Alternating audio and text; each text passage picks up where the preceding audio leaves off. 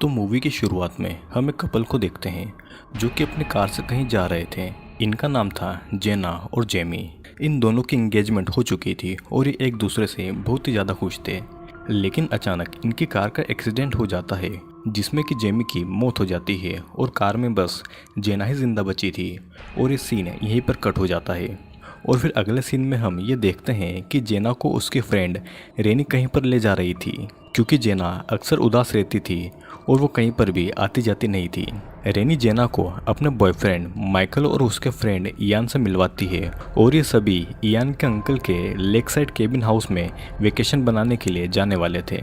और फिर ये चारों जल्दी ही बोट से इयान के अंकल वेड के केबिन हाउस पर पहुंच जाते हैं, जहां पर वेड सभी का अल्कोहल से वेलकम करता है। लेकिन जेना अल्कोहल नहीं लेती और फिर सभी अपना बैकपैक खाली करते हैं। फिर हम ये देखते हैं कि जेना कुछ टेबलेट्स ले रही थी जो कि डिप्रेशन की टेबलेट्स थी। मतलब कि जेमी की मौत के बाद से जेना अक्सर डिप्रेशन में रहा करती थी। ये सभी वेड के केबिन हाउस में रुके थे जो कि इयान के अंकल वेड ने बनाया था। और फिर सभी डिनर करते हैं। इयान जेना को अंदर ही अंदर पसंद करता था, लेकिन जेना की कंडीशन ठीक नहीं थी और वो अभी भी जेमी के सदमे से नहीं निकली थी। डिनर खत्म करने के बाद में जेना वेड के डॉगी बाऊ के साथ में बाहर खेलने जाती है, जहाँ पर वो ये देखती है कि रेनी का बॉयफ्रेंड माइकल यहाँ पर ड्रग्स ले रहा है, लेकिन वो इसे इग्नोर कर देती है। जिसके बाद में वेड वहाँ पर आकर सभी को ये बताता है कि पास ही में एक पार्टी होने वाली है, जिसके इनविटेशन कार्ड उसने अरेंज कर दिए हैं और इनविटेशन के बिना वहाँ पर किसी को भी नहीं आने दिया जाएगा, क्योंकि ये एक प्राइवेट पार्टी है। वेड भी उस पार्टी में मौजूद रहेगा, लेकिन उसे वहाँ पर फायरवर्क जलाने का काम मिला था, इसलिए वो पार्टी के अंदर नहीं आ पाएगा। सभी यहाँ पर वेकेशन मनाने और एंजॉय करने के लिए आए थे, लेकिन जेना को यहाँ पर मज़ा नहीं आ रहा था। वो पार्टी में भी नहीं जाना चाहती थी।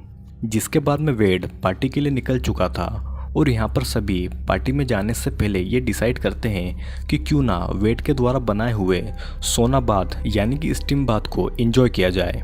चारों लोग स्टीम बाथ लेने के लिए एक रूम में गए थे जिसे वेड ने बनाया था पूरा लकड़ी से।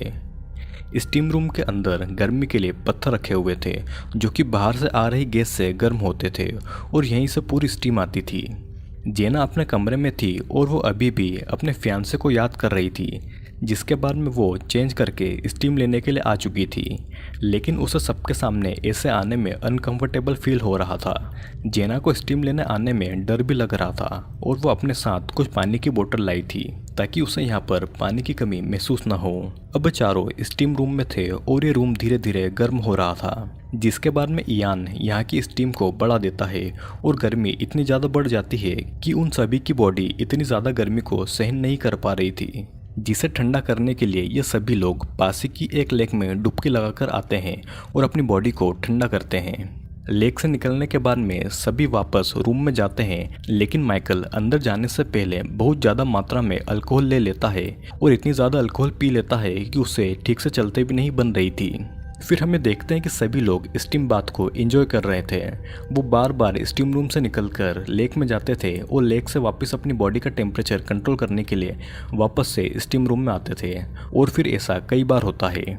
फिर जब सभी वापस आ चुके थे तो माइकल अपनी गर्लफ्रेंड रेनी से कहता है कि मौका बिल्कुल सही है, जेना और इयान को यहीं पर रहने दे और वो उसके साथ में ऊपर जाकर मौज मस्ती करे। लेकिन रेनी माइकल के साथ नहीं जाती क्योंकि माइकल ने बहुत ज़्यादा मात्रा में शराब पी रखी थी, जिससे कि माइकल का ईगो हर्ट हो जाता है और रेनी गुस्से में वापस आकर माइकल को बुरा भला कहती है, क्योंकि माइकल हर बार सबका मजाक खराब करता है। जिसके बाद में सडनली जोर की आवाज़ आती है। इयान चेक करने के लिए बाहर जाता है, लेकिन उस रूम का दरवाज़ा अब नहीं खुलता। वे कई बार दरवाज़ा खोलने की कोशिश करते हैं, लेकिन दरवाज़ा अब लॉक हो चुका था और इस रूम में अब जेना, इयान और रेनी बंद हो गए थे, जो कि धीरे धीरे स्टीम के कारण गर्म हो रहा था। सभी को लगता है कि ये माइकल की शरारत है और वो आवाज़ लगाते हैं, लेकिन उनकी आवाज़ कोई नहीं सुनता। इयान को ये पता था कि दरवाजे के बाहर कोई भी लॉक नहीं है, मतलब कि ना ही गर्मी से लकड़ी का दरवाज़ा फूल के फंस गया है और लॉक तो हो ही नहीं सकता।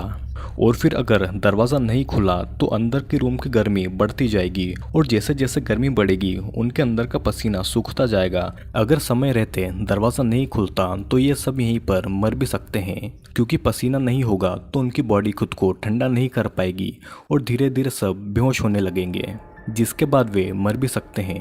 इयान की ये सब बातें सुनने के बाद में जेना बहुत ज़्यादा परेशान हो जाती है, क्योंकि वो मरना नहीं चाहती थी और वो बहुत ज़्यादा डरी हुई भी थी। सभी ये देखते हैं कि यहाँ पर टेम्परेचर मेज़र करने वाला डिवाइस लगा है, लेकिन उसका कंट्रोलर अंदर नहीं बल्कि बाहर की साइड है और ये सभी बस टेम्परेचर को देख सकते हैं, उसे कम या फिर बढ़ा नहीं सकते। जिसके कुछ देर के बाद में यहाँ पर एक और प्रॉब्लम सामने आती है। रूम में धीरे धीरे ऑक्सीजन भी कम हो रही थी और फिर इयान हीटर से गर्म पत्थर निकालता है और उसे पानी में डालकर उसे पहले ठंडा करता है, जिसके बाद में वो उस पत्थर से डोर में बने हुए शीशे की एक विंडो को तोड़ने की कोशिश करता है, लेकिन वो विंडो नहीं टूटती और उस पत्थर से इयान का हाथ इंजर हो जाता है। अपने हाथ में चोट लगने के बाद भी इयान नहीं रुकता और वो जैसे तैसे उस छोटे से शीशे को तोड़ने में कामयाब हो जाता है, जिसके बाद में सभी को थोड़ी ऑक्सीजन मिलती है। उस छोटी सी विंडो से सभी माइकल को आवाज़ लगा रहे थे, लेकिन उनकी आवाज़ को सुनने वाला यहाँ पर कोई भी नहीं था और यहाँ पर ये तीनों फंस चुके थे। ये तीनों यहाँ पर थोड़ा थोड़ा करके पानी पी रहे थे, जो कि जेना लाई थी ताकि उनकी बॉडी का पानी नहीं सूखे, लेकिन ये बोतल ज़्यादा देर तक नहीं चलने वाली थी।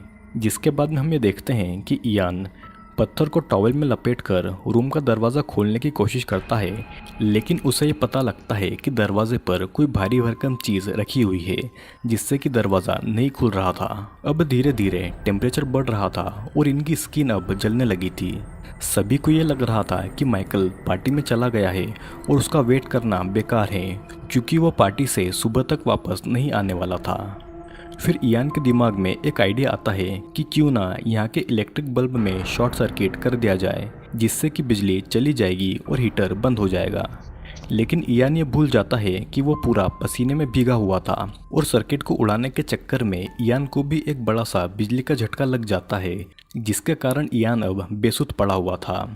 फिर सडनली वेट का डॉग बू उन सभी की आवाज़ें बाहर से सुन लेता है, जिसके पीछे ड्रंक माइकल वहाँ पर आ जाता है। रूम के अंदर सभी को ये पता लग जाता है कि माइकल बाहर है और वे मदद के लिए ज़ोर ज़ोर से चिल्लाते हैं, लेकिन बाहर फायरवर्क चल रहा था, जिससे कि उन सभी की आवाज़ माइकल तक नहीं पहुंच पाती और माइकल पहले से ही ड्रंक था और वो बू को लेकर वहाँ से चला जाता है। वेड माइकल से पूछता है कि बाकी के सभी लोग कहाँ पर है, जिसके जवाब में माइकल उससे कहता है कि वो शायद उसे छोड़कर पार्टी में चले गए हैं। जिसके बाद में माइकल वेड के साथ में निकल जाता है ड्रिंक करने के लिए। इधर स्टीम रूम में सभी लोग गर्मी से परेशान हो रहे थे और पानी भी अब खत्म हो चुका था। इन सभी का दिमाग इनका कंट्रोल में नहीं था, क्योंकि ये बस बाहर निकलना चाहते थे और ये इतनी ज़्यादा गर्मी को सहन नहीं कर पा रहे थे। जेना पत्थर से दरवाजे को तोड़ने में लग जाती है और जब रेनी उसे रोकने के लिए आती है तो वो उसे ही पत्थर से मार देती है, जिसकी वजह से उसके सिर पर बहुत ज़्यादा गहरी चोट आती है। रेनी सांस तो ले रही थी, लेकिन वो बेहोश हो चुकी थी। इयान का भी अब खुद पर कंट्रोल नहीं था, वो पागलों जैसे बिहेव कर रहा था, क्योंकि उसकी बॉडी का पानी कंटिन्यूस उड़ रहा था। जिसके बाद में इयान सडनली उठता है और गर्म हीटर को पकड़कर उसे तोड़ने की कोशिश करता है और इसी के दौरान वहाँ पर एक बहुत जोर का ब्लास्ट होता है, जिससे कि इयान की बॉडी पूरी जल जाती है और वो वहीं पर मर जाता है।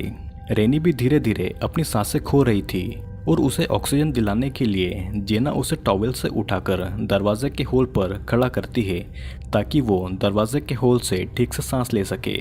इयान उस हीटर को तोड़ चुका था, लेकिन उसमें एक पाइप के जरिए गैस बाहर निकल रही थी, जिससे कि वो रूम गर्म हो रहा था। जेना उस हीटर से गर्म पत्थर को अपने हाथों से निकाल देती है, जिससे कि उसके हाथ जल जाते हैं और फिर वो तुरंत उस पाइप को ब्लॉक कर देती है ताकि रूम और गर्म ना हो। जिसके बाद में जेना रेनी के साथ में जैसे तैसे ऑक्सीजन लेने की कोशिश करती है और फिर यहीं पर खुलता है एक ऐसा राज जिससे कि इनकी ये हालत हुई थी। माइकल और रेनी के बीच जब झगड़ा हो रहा था तो माइकल बहुत ज़्यादा ड्रंक था। माइकल स्टीम रूम से जाते वक्त एक छोटी सी लेडर को ऐसे ही पटक कर चला गया था और बस इसी लेडर ने रूम के दरवाजे को पूरी तरह से ब्लॉक कर दिया था और फिर अंदर फंसे हुए लोगों का गर्मी से बहुत ज़्यादा बुरा हाल हुआ। मूवी के लास्ट सीन में हम ये देखते हैं कि रेनी और जेना दोनों बच गए हैं, लेकिन इयान नहीं बच पाता। एम्बुलेंस इन सभी लोगों को हॉस्पिटल ले जा रही थी और माइकल बस अपनी लापरवाही पर आंसू बहा रहा था। दोस्तों मूवी में हुआ ये कि माइकल जब ड्रंक था तो वो अपने सभी फ्रेंड्स को अनजाने में सोना रूम में बंद कर कर चला गया, जिसका उसे खुद भी पता नहीं था। जब माइकल को होश आया तो उसे ये लगा कि सभी लोग उसे छोड़कर पार्टी के लिए निकल गए होंगे और उसने उस रूम को एक बार चेक करने की भी कोशिश नहीं की। रेनी और जेना तो जैसे तैसे बच जाती है लेकिन इयान नहीं बच पाता। तो दोस्तों कैसी लगी आपको इस मूवी की स्टोरी कमेंट में ज़रूर बताइएगा, क्योंकि ये एक रियल इंसिडेंट पर बेस्ड है। वीडियो अगर पसंद आया हो तो लाइक करें और अगर चैनल पर नए हो तो सब्सक्राइब ज़रूर कर लीजिएगा।